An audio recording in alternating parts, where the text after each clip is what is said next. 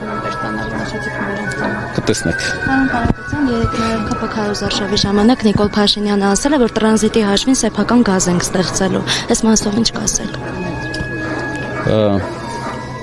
Չեմ ուզում ոչ մի բան պատասխանեմ սեփական գազի մասին իր պնդումներին։ Շնորհակալ եմ։ Որ կարող է Հայաստանով անցնել գազատար եւ Հայաստանին դրա համար վճարվի։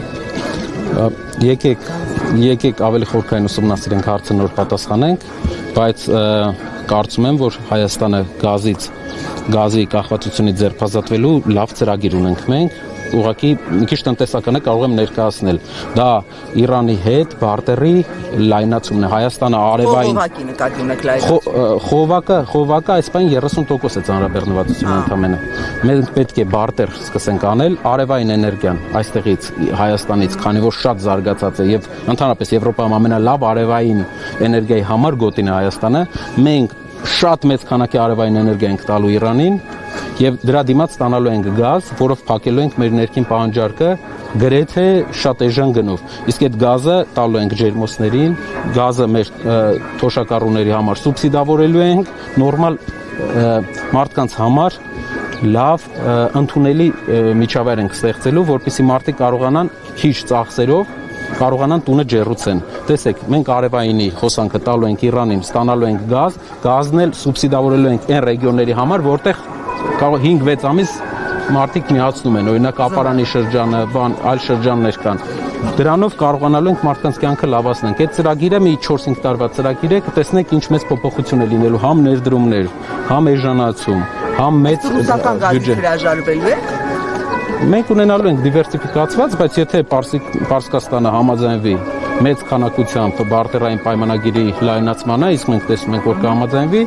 մենք կբալանսավորենք, Այսինքն հաղթանակի դեպքում չեք հրաժարվի այնուհանդերձ ռուսական գազից։ Մենք դիվերսիֆիկացիան ամեն դեպքում գծերի կպահենք, բայց գազից կախվածությունը որպես գումար դուրս հանելու, արտարժույթ դուրս հանելու, տնտեսության կախվածությունը կթուլացնենք իհարկե, որովհետև դա չենք անի ինչ-որ երկրի դեմ, այլ դա կանենք ուղղակի մեր երկրի համար։ Ավելի էժան է իրանական գազը։ Չէ, իրանականը թանկ է։ Բայց ոնց է էժանությունը։ Բարտերով։ Տեսեք ոնց։ Էլեկտրաէներգիան արևը ինքնարժեք չունի։ Արևայինը մենակ հիմնական ինքնարժեքը իր կապիտալ ծախսերն են։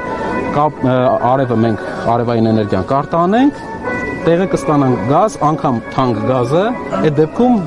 ինքնարժեքային առումով սուբսիդավորեք, այսինքն։ Այո, պատրաստ է կառավարությունը հաջող սուբսիդավորման կարիք չի լինի, արդեն սակագնի վրա շատ մեծ դրական ազդեցություն արևը մեծ առումով ինքնարժեք չունի։ Բայց եթե իրանական գազը ավելի թանկ է։ Տեսեք, մենք էլեկտրականություն ենք տալի գազի դիմաց։ Գազը գումար չենք տալի գազի դիմաց, էլեկտրականություն ենք տալի, որը ստանում ենք արևային կայաններից։ Եթե արևային կայաններից ենք ստանում, արևն էլ ինքնարժեք չունի, գազը ինչ գնով էլ հաշվեն, էժան է։ Շնորհակալ եմ։ Շնորհակալ եմ։